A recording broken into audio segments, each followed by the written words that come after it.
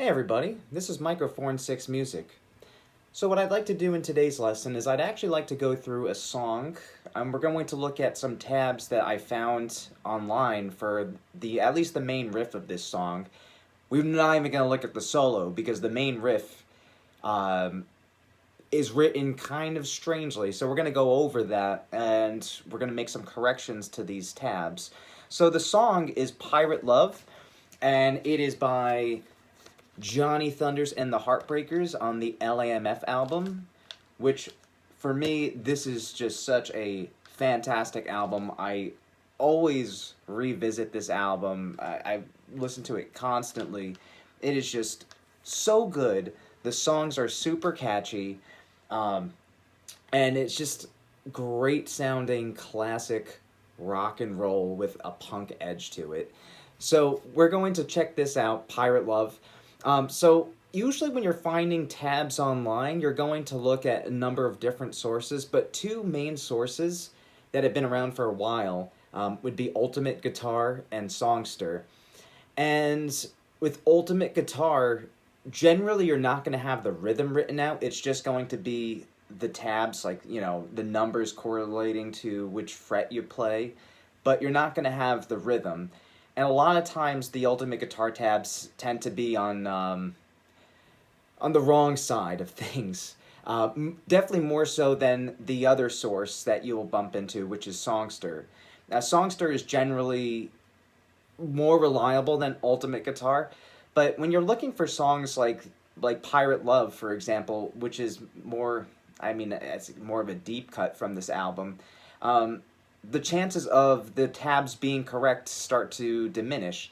For more classic songs and for singles, it's going to be a lot easier to find correct tabs on Songster and even Ultimate Guitar.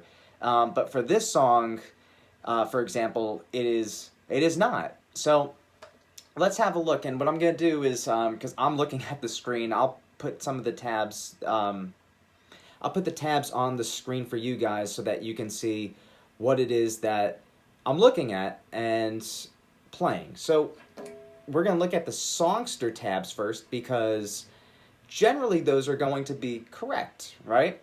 So we start off actually with 3 measures of rest. And if we listen to that, I can see why they do that, because we do have a count in the very beginning. So if I play the song, you'll hear a little burp, and then more of a pickup than anything. You hear the hi-hat, 1, 2, 3, and then a fill on 4. So that would be a pickup measure, and I wouldn't consider that the first measure. The first measure happens after that fill. So, I mean, right off the bat, we have 3 measures of rest, but it really should be 2. That's just me being a stickler, but let's continue. So we have the drums, then our main riff. And that riff repeats. So what we have on the Songster app, let's see if I can have a look at this. So actually we don't even start over here. We start over here. All right, here we go. So we have, oh, sorry.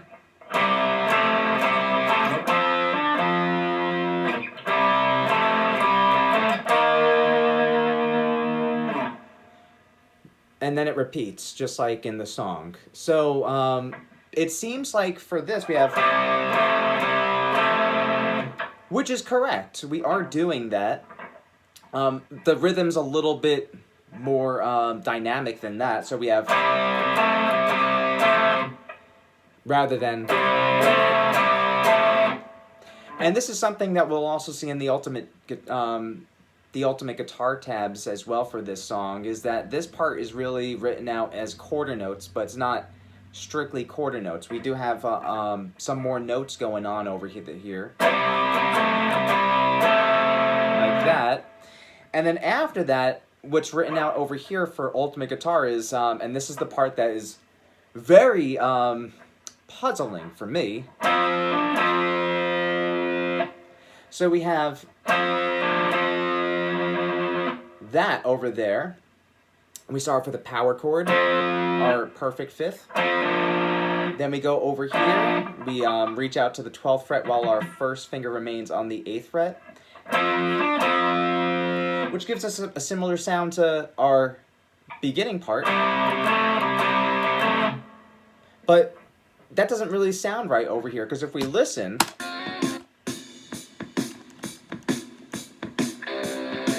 here, it does not sound like. So that's wrong. Now let's go over to the Ultimate Guitar tab and see if they got things, if they wrote things down a little bit better. But I guess you can already tell from how I introduced this lesson, they don't.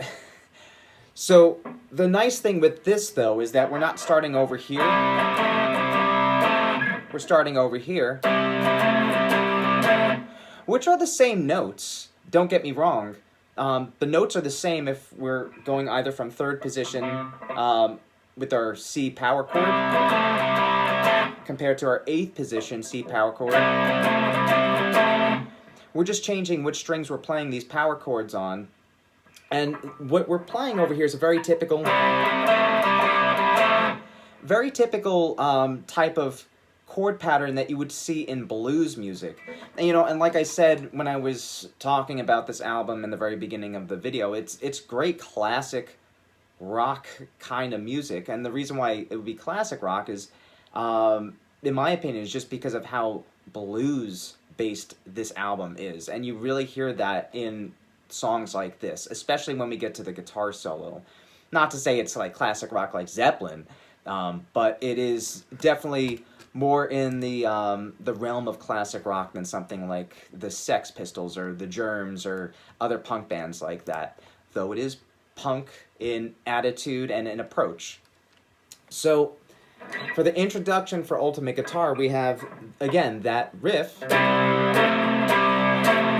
quarter notes, and then afterwards we have this. So again, it's going to be.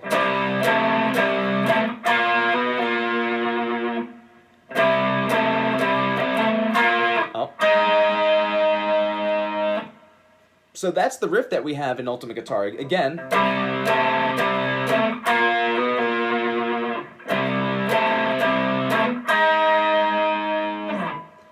which still doesn't sound right. And the reason why it's not sounding right is not so much because of this, just the rhythm over there is not accurate. What's incorrect is,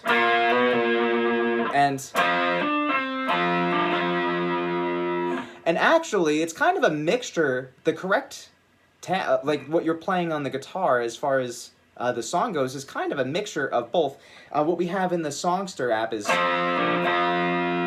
and then what we have in the Ultimate Guitar tabs is, and both are outlining fifths, or these power chords, but we don't have a power chord sound here. We don't have a fifth sound. Instead, we have a fourth sound, and a fourth would sound like that. So if you look at a power chord, if you build, let's say we're building an F power chord on our 8th fret. So we have the F on our A string, 8th fret. Then we go to the 10th fret on the D string, and then the 10th fret on the G string. If we play those 3 strings together, that's our F power chord. And we do have an F, we do have that F power chord on the Ultimate Guitar tabs,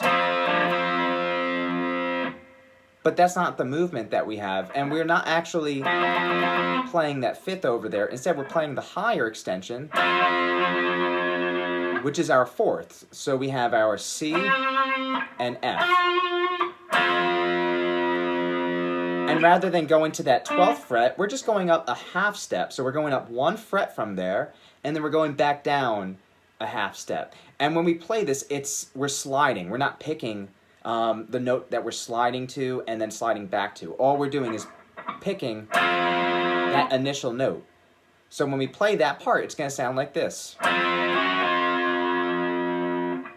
So when we put it together, it goes like this. Oh. Wrong first chord. Here we go.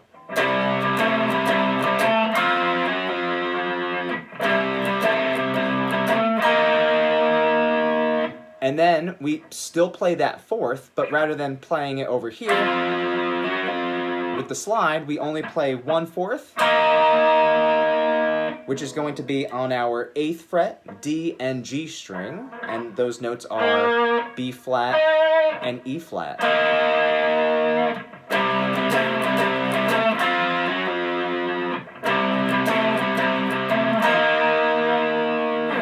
And we just repeat that. That's our introduction riff, and then that's the riff that's being played in the verse. Now, after that, we go to the chorus, which is not too difficult and tricky. Once we get that first riff down, then the chorus should be a bit easier. So, after that riff, we go to the chorus. Over here.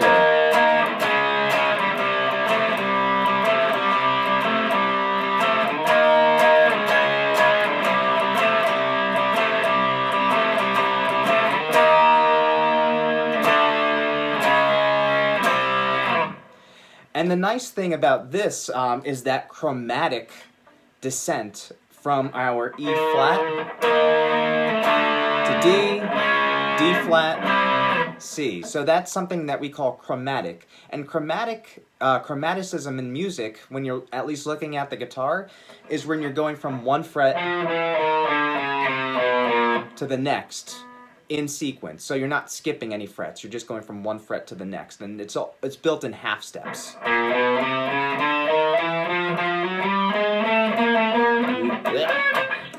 You get the idea. And in the chorus, we still have that finger pattern that we see a lot in blues music. And that's pretty much the guitar part that you're going to see in Pirate Love when it comes to the rhythm guitar.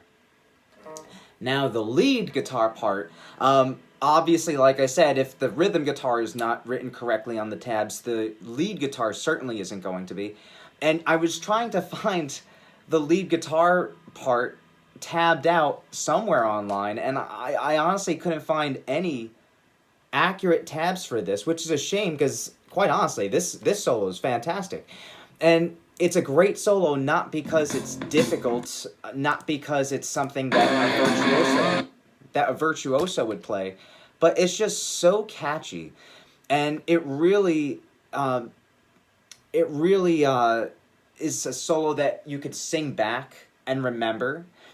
And the nice thing about this solo is that halfway through the solo, when the guitar is accenting that third over there, the rest of the band kind of follows with that accent, which is really nice because you have this interplay between the lead guitar and the band, rather than the band just playing just some chords and rhythm behind the lead guitar without taking anything that the lead guitar is playing into consideration. And this is something that you see a lot in jazz music, for example, where a lead guitar, the lead soloist would be playing something, and let's say they play something where they're accentuating a note, or they're playing a certain rhythm over and over again.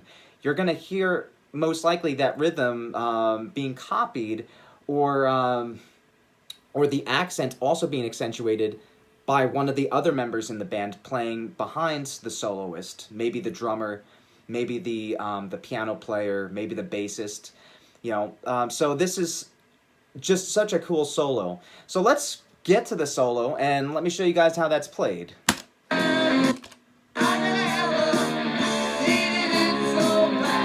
So we had the chorus over there. That's the end of the second chorus. And then after the end of the second chorus is where we have our solo.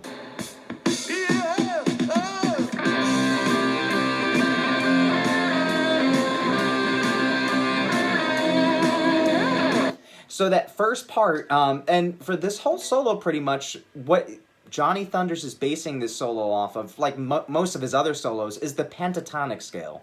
So the pentatonic scale is going to be, we'll start this on the 8th fret, because the pentatonic scale that Johnny Thunders uses in the song is the C minor pentatonic. So we have our 8th fret over there, our C, E flat on the 11th fret, still on the E string. Then we go to the A string, our F on the 8th fret, G on the 10th fret. Then we go to our D string, B flat on the 8th fret, and then back to our C on the 10th fret.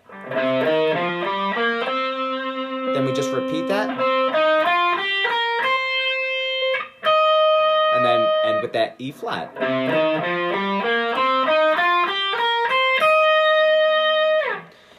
And the pentatonic scale is a great scale for soloing. And, you know, a lot of times when I'm soloing over like rock songs, well, country songs, I might use the major pentatonic, but I'll pull out the minor pentatonic as well.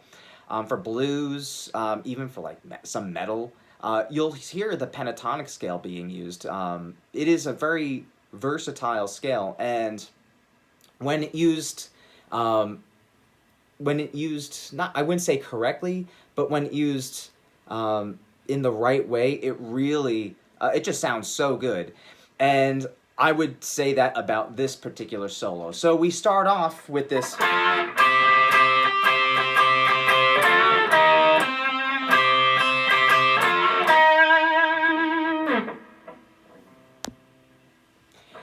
So what we're doing is we have this fourth, again, just like with that fourth. It's basically when we have one note on top of the other.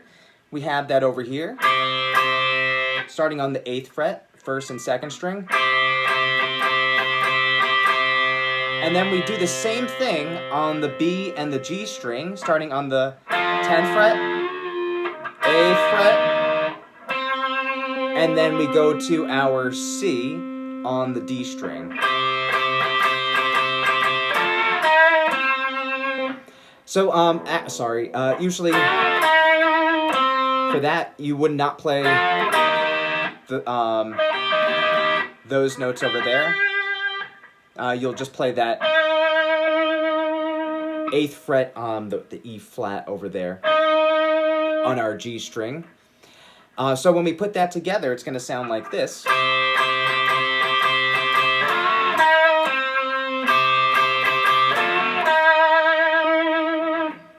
Which is super simple, very straightforward, but it's got so much attitude to it, just like the name of the album, for those of you guys who know. If you know, you know. So we have that part, and then afterwards, we have this lower part happening. So let me play that.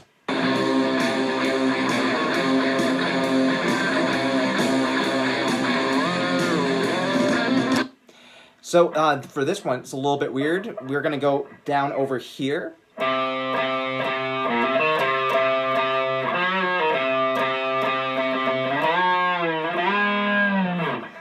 And that's how we play that part. Again, pretty odd, which is understandable as to why there are no accurate tabs for this for this solo.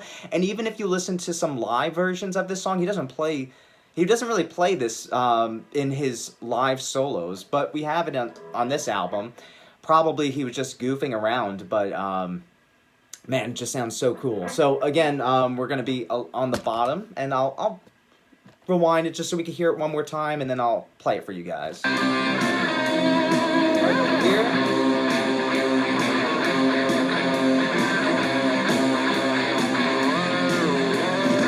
And you hear that bend over there.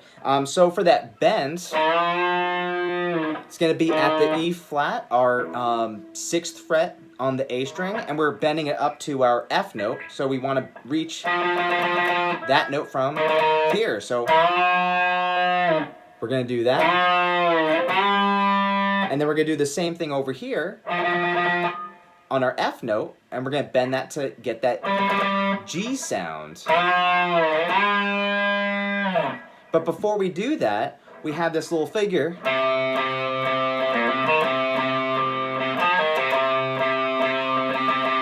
And we're basically going between our 1st and 3rd fret, both on the A and the D string. So when we start off, first.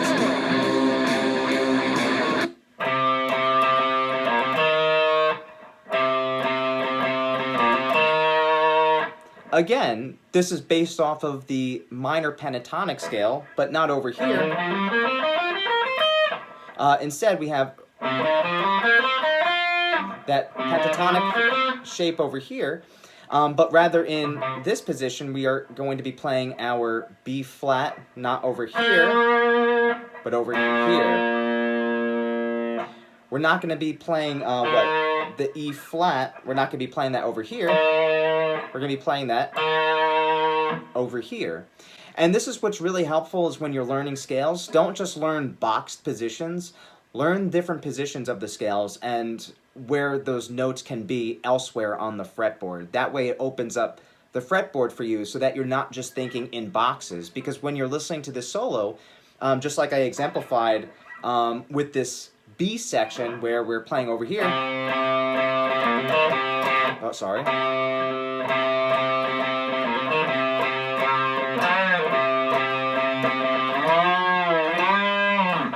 It's not played in the box form like what we have over here.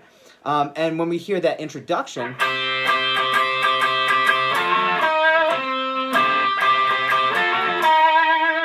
that is in the box. That's in that C pentatonic box. But then Johnny Thunders decides to go out of the box and play those lower notes over here.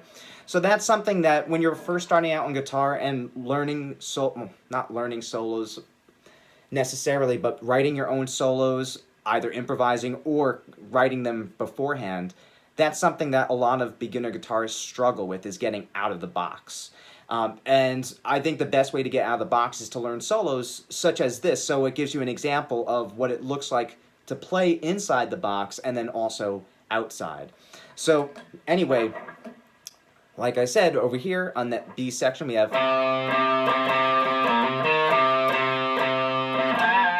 and then we have that over there. So we're playing that F on our D string, and we're just bending that, going back to the E flat, and then we play that C again, and then again the bends. And then we go back to that box sound, and this is the last section of the solo where we have the interplay between the guitar and the band. So here we go. This is the last part of the solo. Right over here.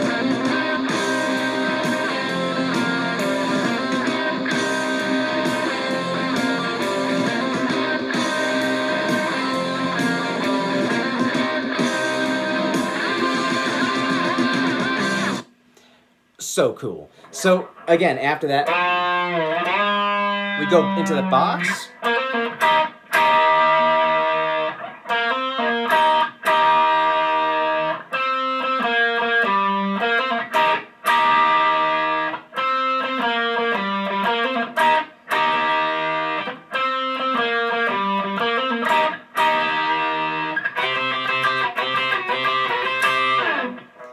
And that's how you play that part. And again, it's based off of the C minor pentatonic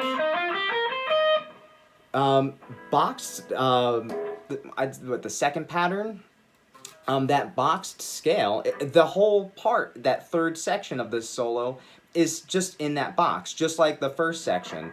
And again, that interplay, when we hit that, that third over there, you hear that accent on the drums and the rest of the band. If I go back, really listen to that accent. Right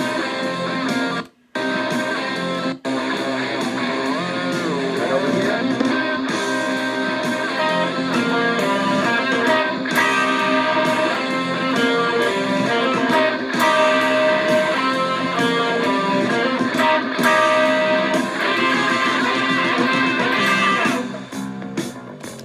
And again, we end with those fourths on the first and second string, 8th fret.